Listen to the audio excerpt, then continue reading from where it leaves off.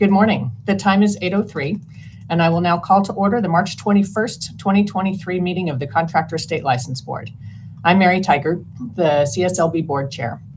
So board members, we will be using cameras during the meeting. It's your call on leaving your camera on during the meeting. However, I am requesting you turn your camera on when you speak. When you would like to comment during the meeting, please turn on your camera or select the raise your hand icon in the WebEx application. I will call on board members to speak. When called upon, please unmute yourself. I am pleased to introduce John Kinn. John has been appointed CSLB Board Counsel by the Department of Consumer Affairs. John has over 30 years of practice in California through multiple areas of law. John started in March and has already hit the ground running, assisting CSLB in a number of legal issues. Along with us also is longtime DCA attorney Christy Shields. And Christy, I apologize if I mispronounced your last name. I'll look forward to learning it later. Who some of you may recall was the board's counsel for 5 years before the pandemic. I understand Christy's onboarding of John to all things CSLB is nearly complete and that John will be flying solo at subsequent meetings. So thank you, Christy, for all your years of excellent counsel to the board, and welcome Mr. John Kinn. CSLB executive staff joining us today includes Registrar David Fote, Chief Deputy Registrar Michael Jemnetsky, and Executive Office Analyst Mariah Rovera, who will be calling the roll. CSLB Public Affairs Supervisor Rico Garcia is our host and moderator today. So we'll do a roll call now, please, Mariah. Oh, and please note for board records that Jacob Lopez and Steve Pinelli have approved absences. So if you can confirm the board member attendance and call roll, that would be great. Mary Tigert. Here. Rodney Kobos. Here. David De La Torre. Here. Miguel Galarza. Here. Susan Granzella. Here. Alan Guy. Here. Jacob Lopez, approved absence. Diana Love. Here. Michael Mark. Here. Stephen Pinelli, approved absence. James Ruane. Here. Johnny Simpson. Here. We have a quorum. Thank you very much. So at this time, we will have Board Vice Chair Diana Love lead us in the Pledge of Allegiance. Diana. Good morning. Would everyone please put your right hand over your heart and repeat after me? I pledge allegiance to the flag of the United States of America and to the republic for which it stands, one nation, under God, indivisible, with liberty and justice for all. Thank you, Diana. Next is an update on the establishment of a board officer nomination committee. July 1st, 2023 will mark the beginning of a new fiscal year, as well as new terms for our board secretary, vice chair, and chair. Under board rules, I have appointed David De La Torre and Susan Granzella to the nomination committee, which is an advisory committee of the board. David and Susan will recommend a slate of officers for board member consideration. The board will elect new officers at the June board meeting after receiving the report and any recommendations from the nominating committee at the June board meeting. Board members will be surveyed individually by staff for interest in serving as a board officer for the next fiscal year, July 2023 through June 2024, and those interested in serving will be considered by the nomination committee. Are there any board member questions or comments?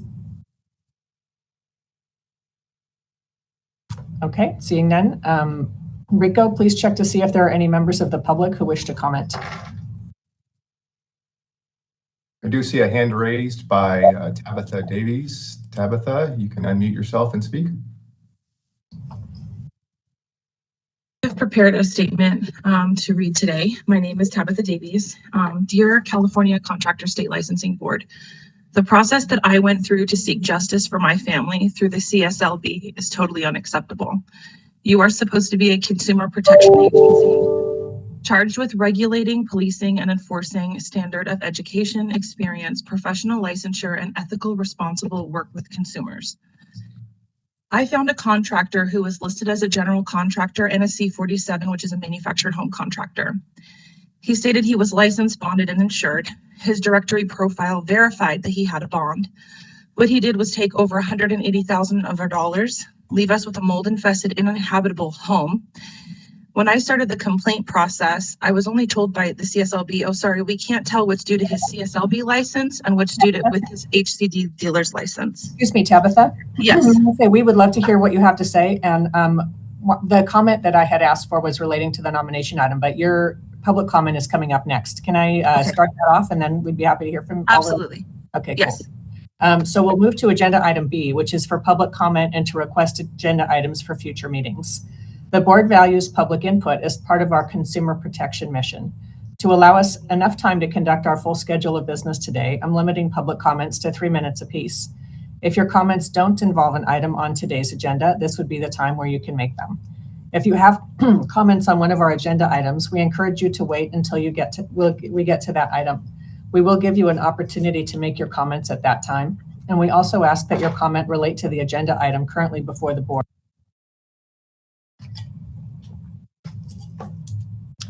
There are a few other rules that apply. First, California law prohibits board members from discussing any matter brought up during public comment, and board members are not allowed to act on any item that is not on today's agenda. Second, if you want the board to discuss a topic not on the agenda, you can ask us to consider placing that item on the agenda for a future meeting. And finally, if you have an application, complaint, or disciplinary charge pending before the board, we ask that you not discuss the details of your case or pending complaint. That's because board members may be the judges and by law are not permitted to receive evidence or information that is not part of the administrative record in the case. So members of the public, if you are with us on WebEx and would like to make a comment, you can use the chat feature to send the host a note that you would like to offer public comment. If you are joining us on the phone and would like to make a public comment, press *9. We will take any WebEx comments first. Well, we'll hear from Tabitha first, followed by WebEx, followed by telephone comments. We will use the same system throughout the meeting for public comment during each agenda item. You'll find instructions on how you can make public comments on the agenda for this meeting posted on the CSLB website. So I will now ask for comment, first from board members. So please turn on your camera and raise your hand if you have an agenda item that you would like to be placed on a future meeting agenda. Any board members?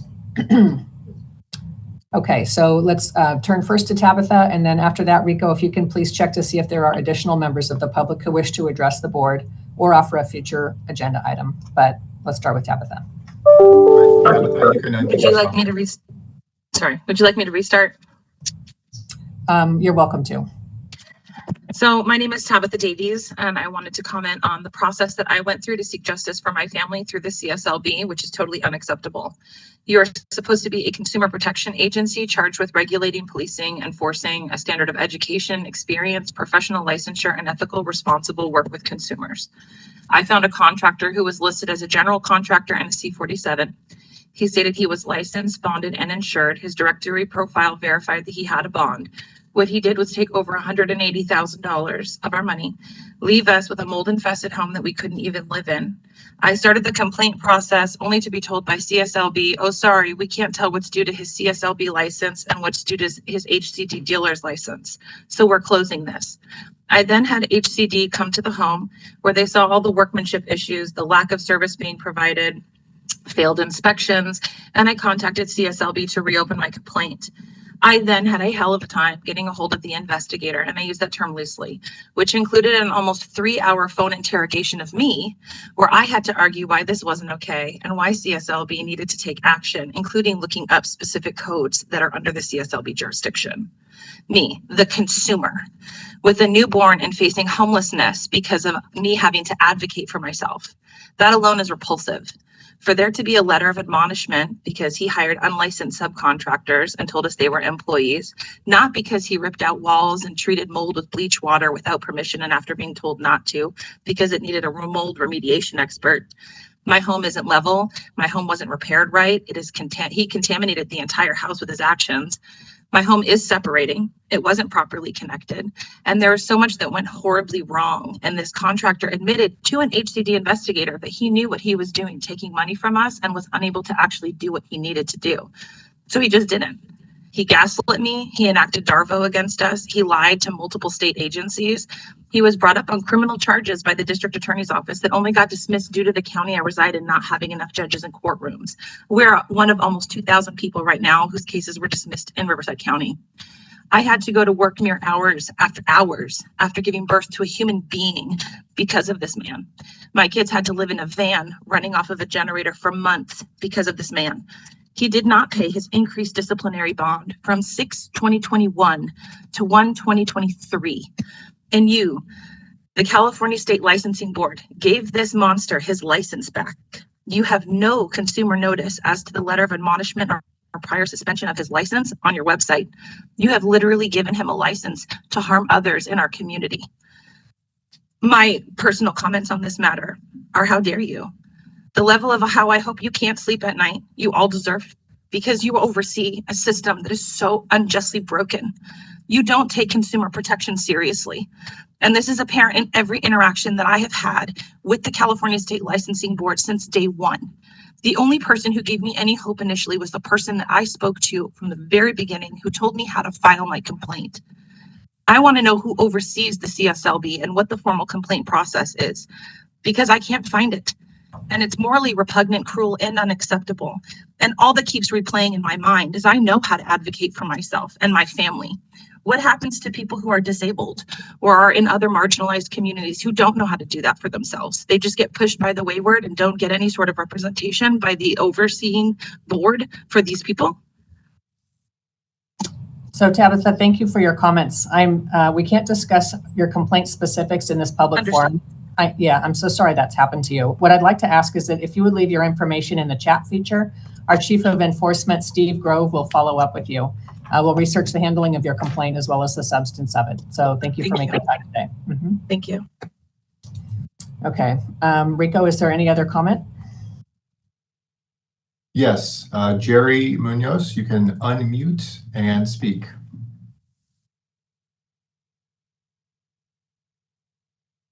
Good morning, guys. My name is Jared Munoz. I'm just basically participating in today's meeting because I am a little curious about the handyman laws for California and seeing if it's possible to have something on the agenda for the future, seeing how that $500 might be raised in the future, if it's a possibility sometime. So your agenda request is to consider whether the handyman $500 fee should be increased? Correct, yes.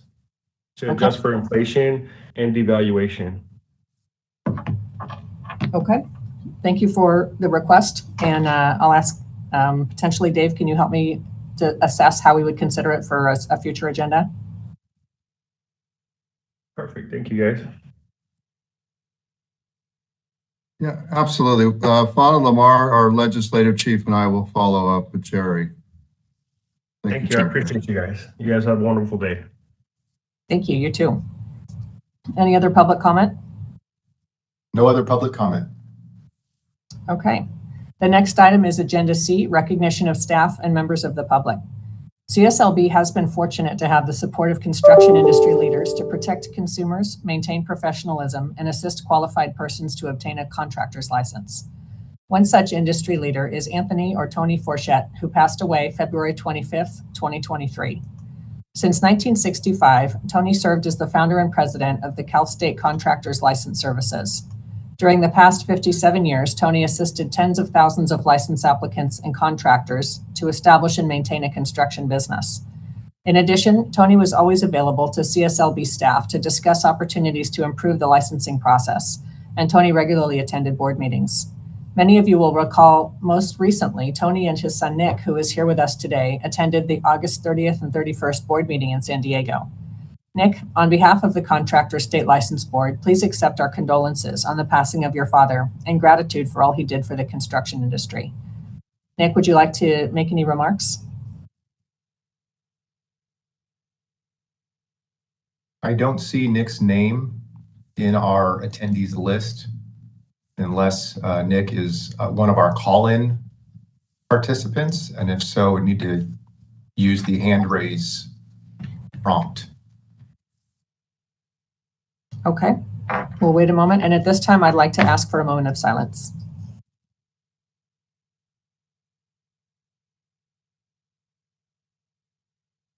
Thank you. We also have a staff recognition item. I am pleased to publicly recognize the extraordinary efforts of 54 yes, 54 CSLB staff who have been absolutely instrumental in serving as the face of CSLB at 21 disaster recovery centers and local assistance centers at state and federal declared disaster zones throughout California since the end of last year. These staff are attending these centers often after hours and traveling long distances in inclement weather and on a volunteer basis outside of their CSLB duties. They are providing one-on-one support to disaster victims by answering questions and providing materials to locals affected by storms and flooding, and ensuring they are informed about the importance of using licensed contractors and not jumping too fast into a disaster rebuild. CSLB executive staff tells me that our state agency partners that participate in these recovery efforts have expressed their great appreciation to CSLB for its partnership and support as California works through its response to these weather events. We are unable to read all 54 names, but I've asked that they be presented briefly on the board meeting slides currently on display. I invite you to join me in expressing your appreciation for the CSLB staff who have given their time to these efforts with a round of applause. Are there any board members who'd like to comment? I would like to make a comment. Thanks, Diana. Please go ahead.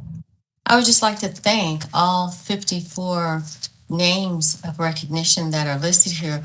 What a phenomenal group of people to step in to assist in our disaster areas, to give their services, to volunteer. It's just phenomenal because every one of our consumers need help in these areas when disasters occur. So again, thank you all, and it is much appreciated by all of us here at CSLB. Thank you, Diana. Are there any other comments on this item? I understand Registrar Foat would like to comment.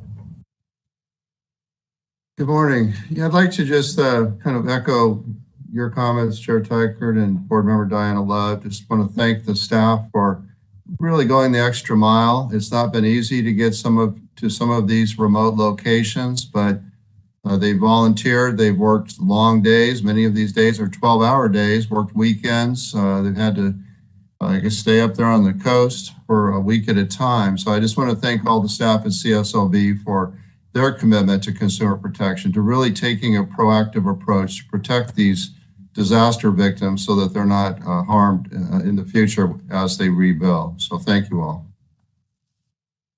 Thank you, Dave. Are there any members of the public that would like to speak to this item?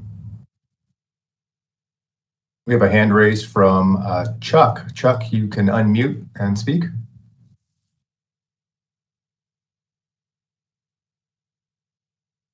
Respect, thank you so much, not only for all these people who help during the disasters, but for the whole board, protecting the consumers, helping us deal with it. I really appreciate it. Thank you all. Thank you, Chuck. I appreciate that. Any other members of the public that want to speak to the recognition item? Not to this item, but we did have someone in the chat earlier that was overlooked. So once we're complete with this item, we'll want to take that comment. Terrific. Okay. So no other comments on this item, then we will ask for the public comment that was previously overlooked. So if you would like to provide your comment now, we would love to hear it. All right, Edgar, you can unmute and speak.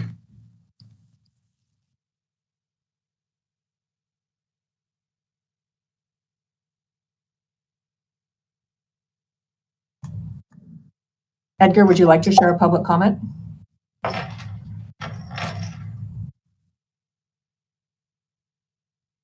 Okay.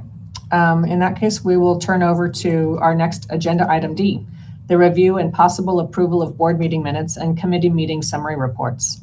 So we'll begin with the December 8th, 2022 board meeting minutes, which begin on page 10 of your packet. Board members, do you have edits to the December 8th, 2022 board meeting minutes? Okay. Is there any public comment on the minutes? Do I have a motion to approve the December 8th, 2022 board meeting minutes? Jim Ruane, so moved. David Del Torre, second. Is there any comment from board members?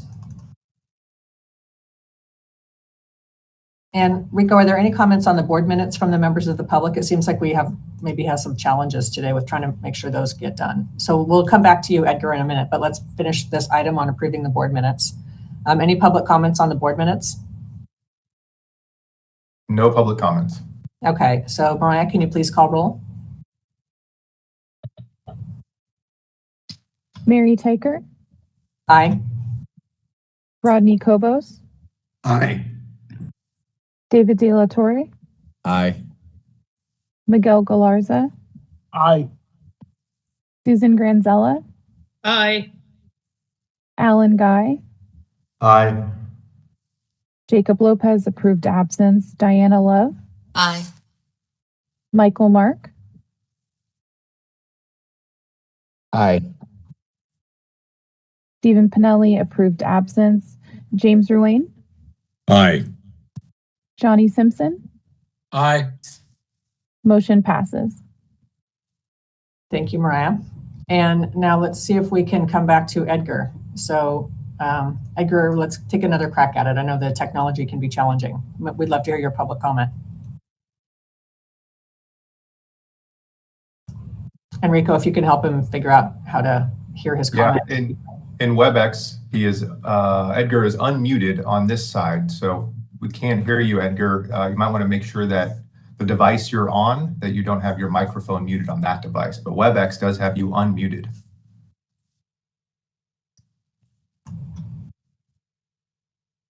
Edgar, are you still with us? We'd like to hear from you if you are here.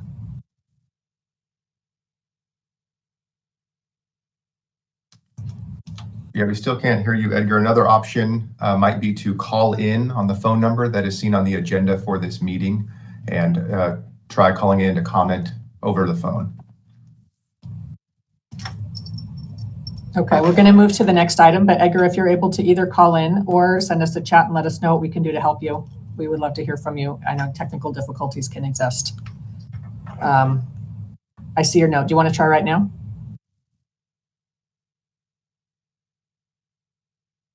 Okay, we'll give a minute for Edgar and the device sorting out and turn to the registrar's report, which begins on page 38. So I'd like to turn it over to Registrar David Fote to provide your report. Again, good morning, everyone, and thank you, Chair Tykert. I'd like to begin with providing an update on our next scheduled board meeting, and that is June 22nd and 23rd. The meeting on the 23rd will include Nevada board members. We have made a request to conduct that meeting in Nevada. We have received the first of two needed approvals. The Department of Consumer Affairs has approved our package, and we now need approval from Business Consumer Services and Housing Agency. I am pleased to report that our budget manager, Stacy Paul, reached out to agency yesterday, and they've done a cursory review of it, and they expect to have their final review of our package complete by the end of this month. So it looks real positive. Mariah will be surveying all board members next week regarding your availability for we look at probably going to be an in-person board meeting in late August or early September. As far as committee meetings,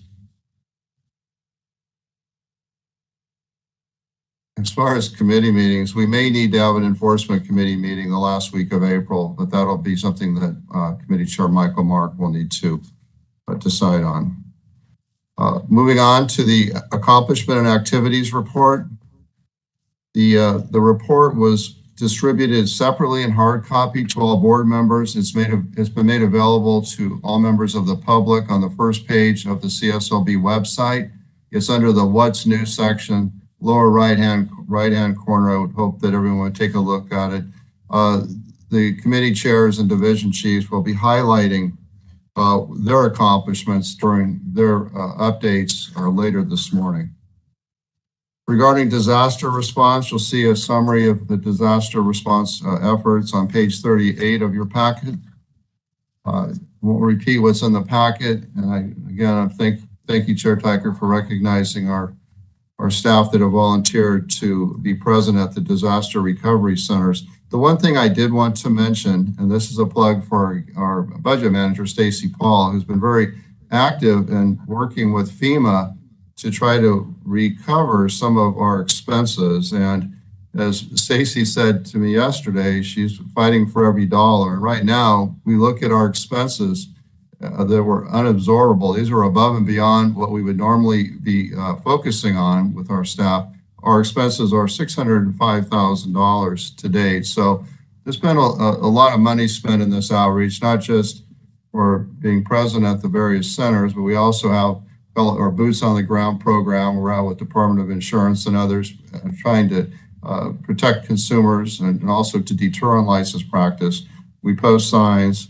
We do all that we can to try to educate the public on how to hire a contractor and be successful with it, but also to discourage unlicensed practitioners and those that would seek to harm consumers from going into those areas.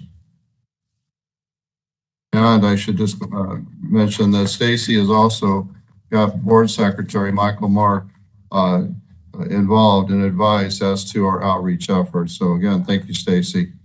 And the last update I have is on the hiring of consultants. At the December 8th board meeting, the board approved hiring 2 consultants for set dollar amounts, not to exceed dollar amounts, I should say.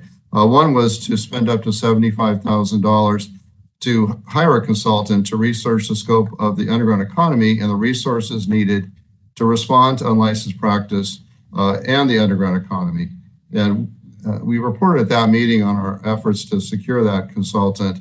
I'm pleased to report, though, that we can enter into a interagency agreement with the university. So we have a couple of universities that we're in communication with. I've been told that it looks pretty positive that we'll be able to select one of them, and I'll be providing an update on that effort. And hopefully we'll have a contract in place. This will be moving forward by the June board meeting. The other consultant would be to look at to do a workload study. We really want to have a little better understanding as to how many complaints we can expect our consumer service representatives are the ones that first receive the complaint, try to mediate and resolve our licensing complaints. How many complaints can they handle in a given month?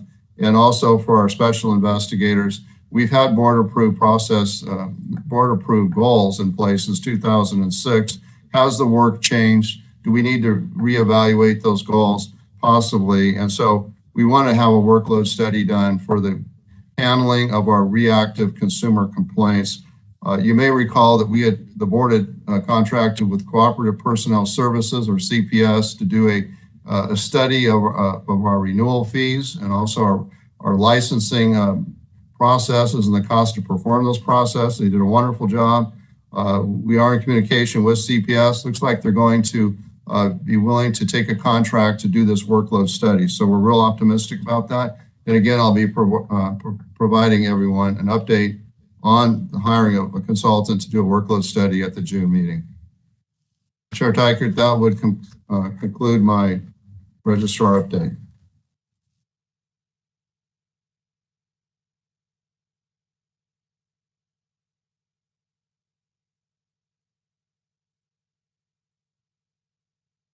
Thank you, Dave. And I appreciate your work and research there. Rico, are there any board comments regarding the registrar report? Okay. Any board members can unmute and speak. I don't see anyone with the hand raised. Okay. Any public comments regarding the registrar's report? Okay, there's no action required of the board on the registrar's report, so we'll move on to the next item. We will pause briefly to revisit the public comment since it looks like Edgar is on the phone now. So Edgar, can we hear your public comment? I've unmuted you, Edgar.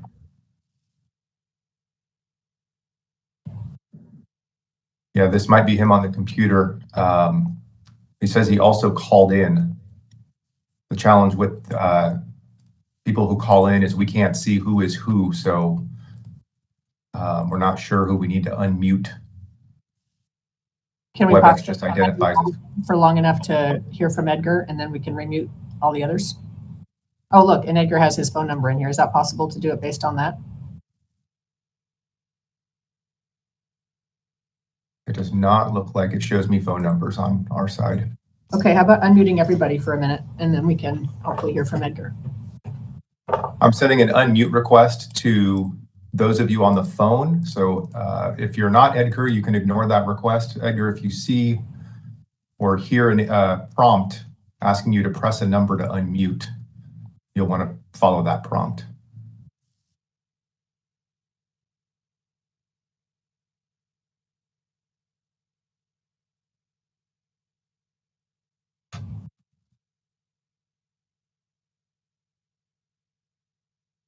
Is it possible to call Edgar outbound since he's provided his number?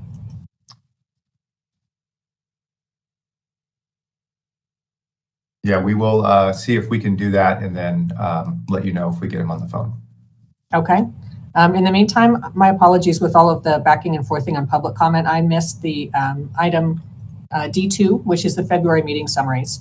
So if I can backtrack, we're going to go back to the review of the February 16th, 2023 Licensing and Legislative Committee meeting summary reports, which begin on page 24 of your packet. Board members, do you have edits to the February 16th, 2023 committee meeting summary reports? Is there any public comment on the summary reports? Okay, may I have a motion, please, to accept the February 16th, 2023 committee meeting summary reports? This is Diana. I move the motion. Jim Ruane, second. Okay, thank you, Diana and Jim. Are there any comments from board members? Rico, any public comment? No public comment? Okay, and then Mariah, can you please call the roll? Mary Tykert, Aye. Rodney Kobos, Aye. David De La Torre, Aye. Miguel Galarza, Aye. Susan Granzella, Aye. Alan Guy,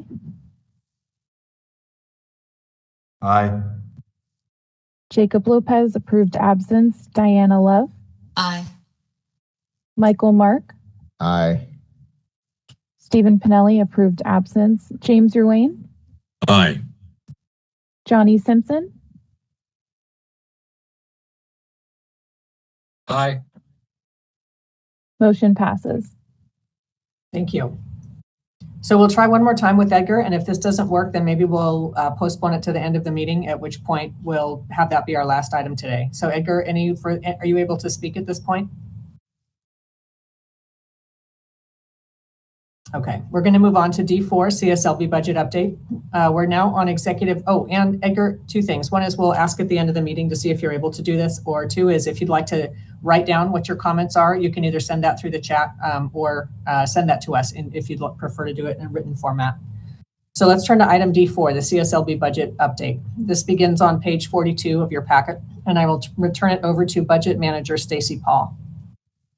Thank you, Board Chair, and good morning, everyone. On page 42 begins the budget update. The first page summarizes the projected budget and expenses for this fiscal year 22-23. CSLB has a final authorized budget of $80 million, and at year-end, projections of $91.5 million in revenue and $78 million in board expenses and $6.3 million in mandatory external costs, ultimately increasing our reserves to $16 million, which is just over two months in reserve. In a moment, I will discuss where we're at in achieving our goal of 4 to 6 months in fund reserves, which is approximately $30 million. On the next page, the first chart shows your fiscal year budget and expenses through January. Nothing too exciting. In fact, we're spending slightly lower than expected at 52% of our budget. The chart directly below is our revenue through January. Overall, we're exceeding prior year revenue by 27%. This increase reflects the new fees that were implemented back in January 2022, which compared to prior year without the fee increase, it equates to approximately $10 million in additional revenue. If you flip the page, the chart highlights our final budget with adjustments for this fiscal year of $2 million. So our budget went from $77 million to nearly $80 million. The increase in budget is mainly attributed from approved bargaining unit agreements to increase staff salaries, retirement, and benefits to cover health increases. The next page is our fund condition, which projects out to budget year 23-24.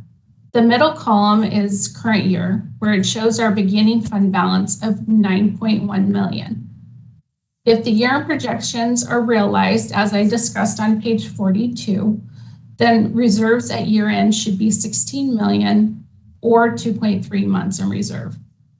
If you look at the last column, which is next fiscal year, You can see we should continue to gradually replenish our reserves to 19.4 million, getting us closer to that goal, which would be almost 3 months next fiscal year. Flipping the page to page 46, this is our CMEA fund condition. The board was successful in increasing the annual appropriation again this year to $175,000. As you can see, the fund is healthy, and we continue to work with the administration to increase those yearly grant donations as our fund improves. Lastly, let me quickly touch on the statistical summaries on the last 3 pages. No big surprises through January. We are seeing an increase in new apps and HIS, and renewals appear to be steady for the first half of the fiscal year, as our licensed population is not declining and seems to be staying stable over the last year. This concludes the budget update unless anyone has questions.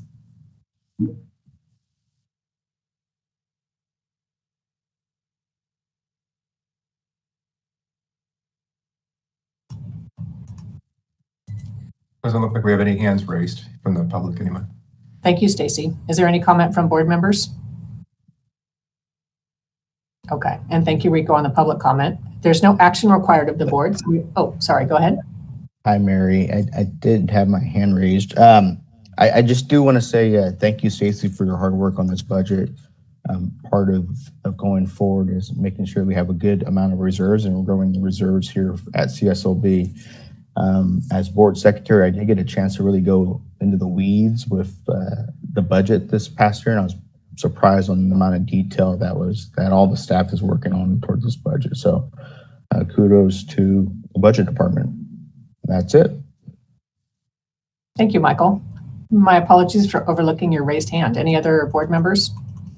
Yes, this is Susan Granzella. And again, in the depths of 2020, when things were moving very quickly and very slowly, addressing the reserve was a high priority in addition to everything else the staff had to do. So I'd like to commend you for being on track for the required reserves that we would need. Good job, Stacy, and to all the staff.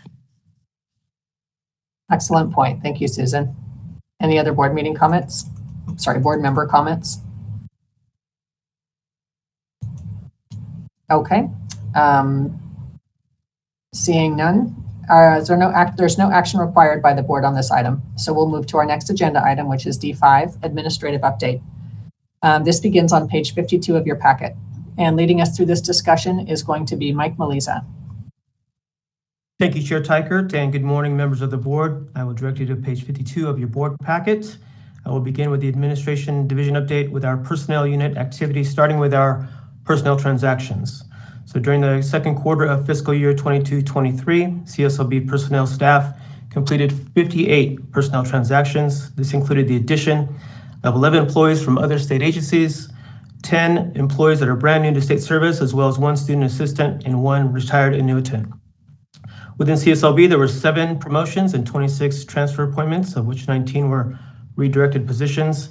In addition, 2 employees accepted a training and development assignment. The top of page 53, you will see our report on vacancies.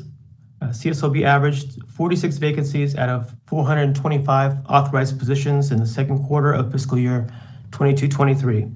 The personnel unit continuously works with CSLB hiring managers and the Department of Consumer Affairs and the Office of Human Resources to identify and minimize any delays in recruitment for key positions. Moving on, I will discuss our employment recruitment efforts, which is also found on page 53. So CSLB continues to work with DCA, the California Department of Human Resources, CalHR, and other organizations on opportunities to partner and participate in career fairs and recruitment and outreach events.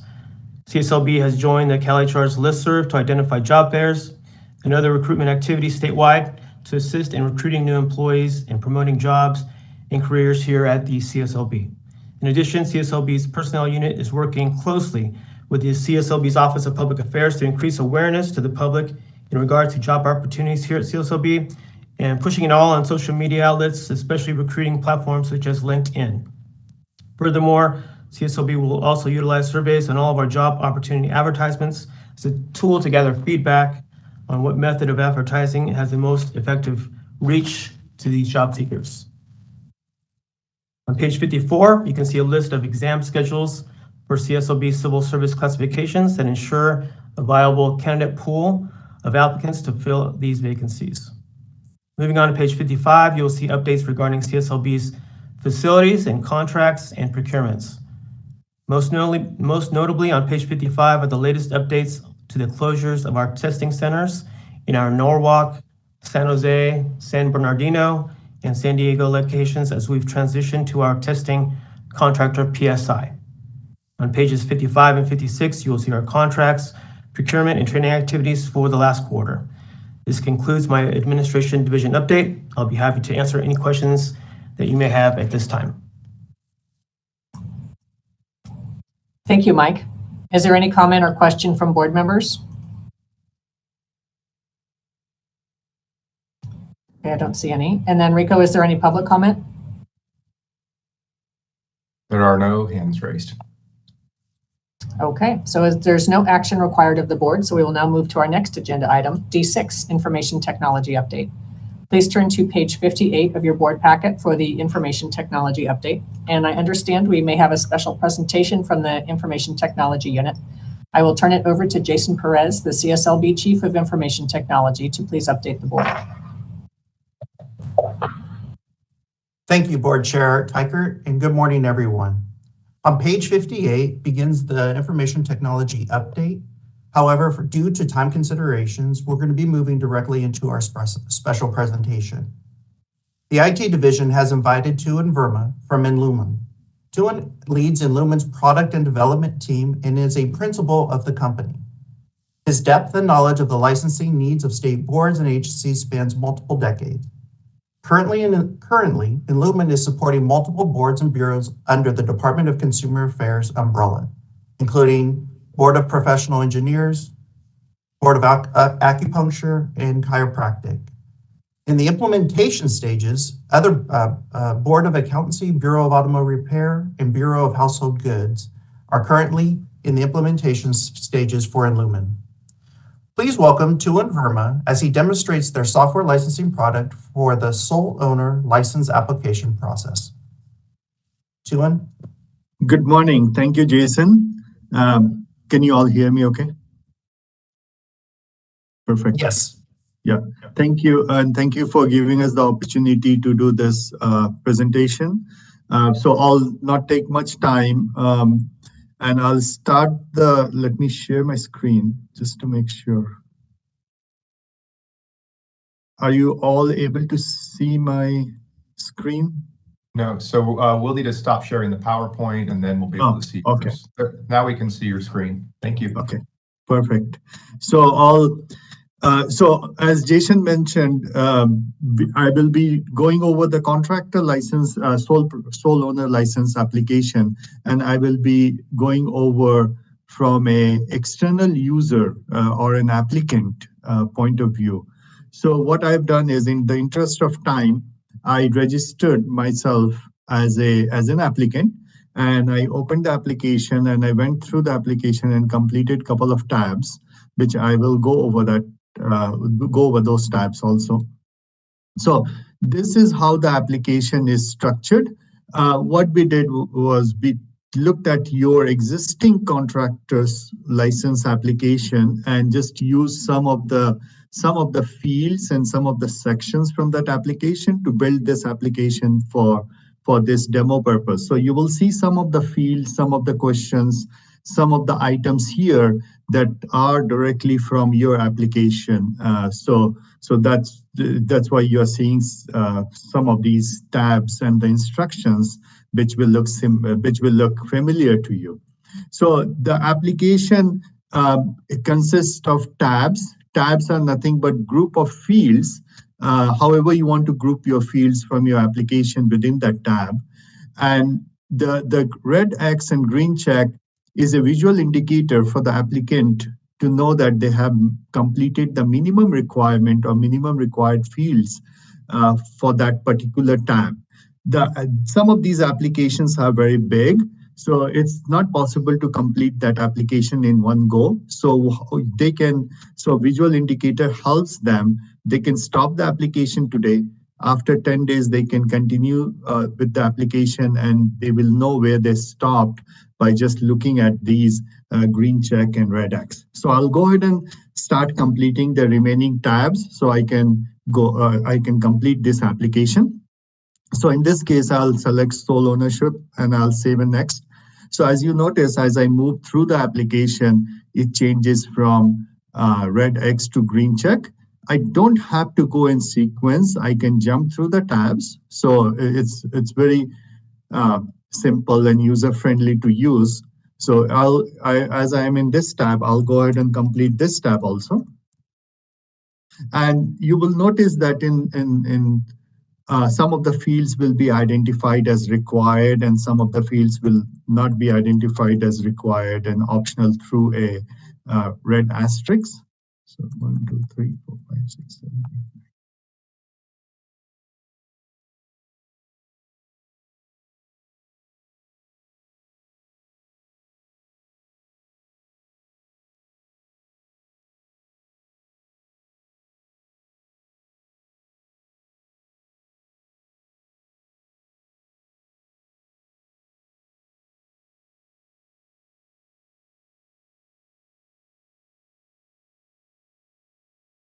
So as I completed that tab, you will notice that again, it changed to green check.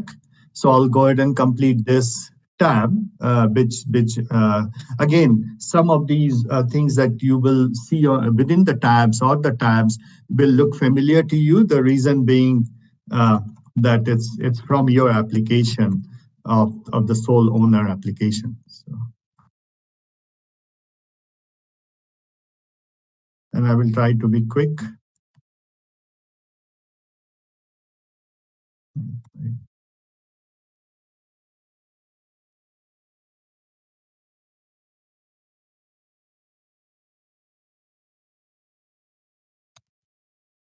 And it allows you the ability to add as many legal personal names here by clicking on add, and there's no limit as to how many you can add. Now, these are some of the questions that you ask in your application. I think you ask more questions than we have here in the demo. One thing I want to mention here is that it allows the applicant answering these questions. If they answer yes, it allows them to provide explanation and upload documentation if that question requires further explanation and documentation. So for this demo, I'll answer some of them no, and some of them yeah. So also, some of the questions, if not answered no, they cannot, not answered yes, they cannot proceed with the application. So they have a message or prompt that tells them that they have to answer yes. So I'll just click yes. And in this case, just to show the feature of upload, I'll just upload, drag and drop a file from here. Let me just do that real quick.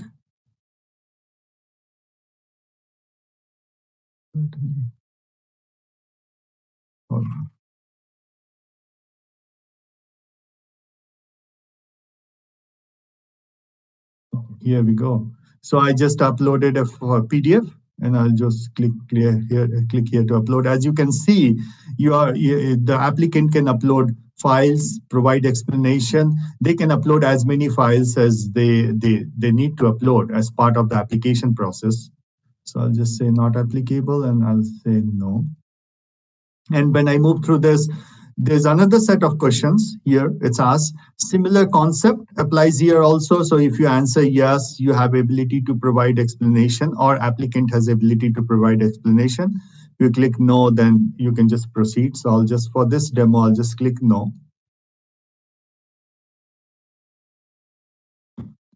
And then what we did was, there is a certificate of work experience section in the form. What we did, but then there are other areas in the form. So we wanted to show you how all of these information can be captured. So we took all of them and put it under this.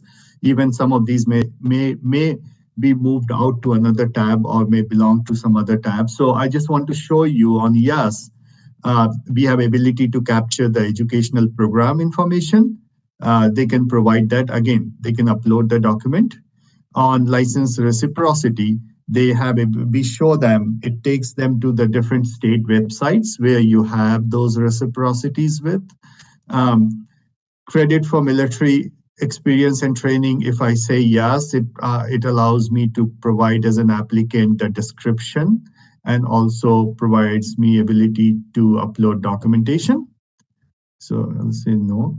And then this employed by a licensed business with its own construction, if I say yes, then it has bunch of information that it asks that they can provide here. So for example, their employment work experience, if they say they can select one of these options here. So there's a lot of flexibility with the information and if I say no here, you can see that it provides them ability to provide this information. Again, this will look familiar to you because this is from your application that's being used currently. I'll say yes. So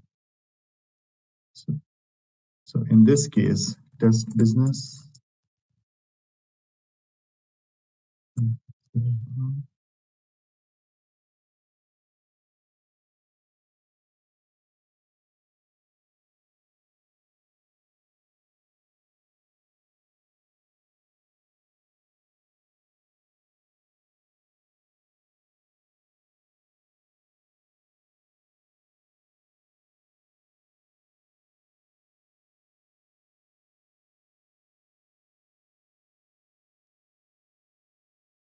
I'll just say, and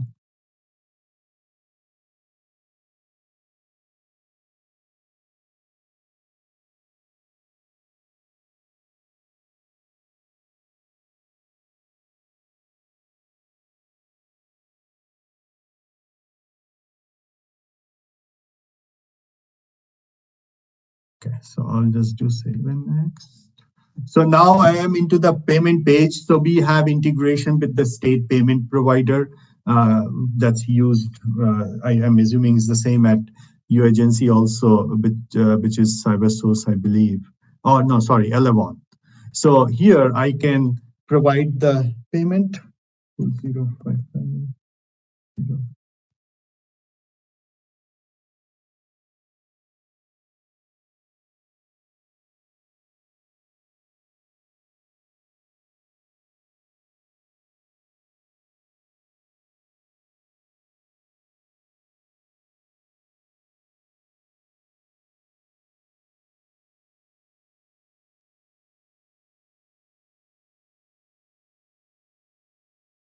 So it's very simple to make online payment. There's also an option, but I think payment provider also provides an option to collect payment in ACH, by ACH, electronic check and a credit card. So as you can see, after I completed the application as an applicant, I'm back on the dashboard. The dashboard allows a visual representation again of some of the information that they can download themselves. We also have ability to show the status of the application here.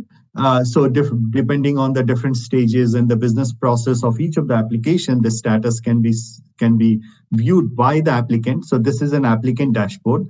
As you can see, it shows the payment receipt, so they can always download the payment receipts. It shows all of them as long as they are using the system. It also provides them ability to download the application that they submitted. So as you can see, this is the application that was submitted. You can see how they can download the application. So that was a quick demo of the application and few of the features of the dashboard to show you how the user friendliness of the application and how simple it is to use online. Jason, back to you. Thank you. Again, thank you for giving us an opportunity to demo this application. Thank you, Tuan. We do appreciate your time and effort that has gone into this product and this demonstration. We want to also let the board also be aware that this is a model. This is a demonstration of a model of their software product. This is not a final version for the Contractor State License Board. However, this also too concludes the IT program update. I'm available for if the board has any questions regarding the demonstration or information in the IT packet, the board packet. So, Jason, this is Susan Granzella, and I have actually two questions for you. Assuming this goes forward with the appropriate quality assurance and launching and the requirements that would to ensure that it's compatible with DCA, what do you think the estimated date would be to make this available to the contractors? We are anticipating that this will be available in the next fiscal year, starting in July of 2023. That is our anticipation that we will be able to share this to the public. Great, thank you. And I have just another question, and this would of course be something that we could hear from you about in June as we get closer to solidifying the launch date, what the QA or quality assurance process would be for launching this. It would be interesting to hear how that will be structured before it is made available to the public. Sure, of course. We can definitely have that information available to you for the June board meeting. Very good. Thank you so much. It's quite an improvement. Thank you. This is Diana. I also have two questions. One being, is there going to be a feature where you can stop in the middle of applying and save and come back to where you left off? Oops. Sorry. I can take that question if you want. Sure. Go ahead. Yeah. Thank you for your question. Yes. So they can stop and come back anytime. They can log out, log back in, and they can start from where they stopped. Okay, thank you. And my other question is, I noticed when there were some places in there where you had to complete an item or you could not go forward. And I'm not quite sure if this was one of them, but I was concerned where the question that was asked about, have you completed a program? And the answer was yes or no. But what happens if someone is in process and have not completed? There was not an option to say in process or other. Is that something that can be implemented? Yes. That's a great question. One of the question, I believe, 6th or 7th one also had a answer like not applicable so yes, so something similar to that we can work through during the requirement stage of gathering requirements as to which questions should have what kind of answers and what kind of answers apply to those questions, and those can be incorporated in the questions. Thank you very much. Yep, thank you. Are there any other board comments? Yeah, Chair Tykert, David Del Torre. Thanks, David. A quick question. Will it come in multi-languages or by Spanish? So we have ability to use a translator that's provided. Sorry, are you all able to hear me? Yes, go ahead. I'm sorry. Oh, sorry. Yes, so we have ability to use translator on the web page to translate those into different languages. And we have those implementations in other places where people have used translator on the page to translate that. And it's a publicly available translator with every browser today. Perfect. Thank you. Yeah. Any other board comment?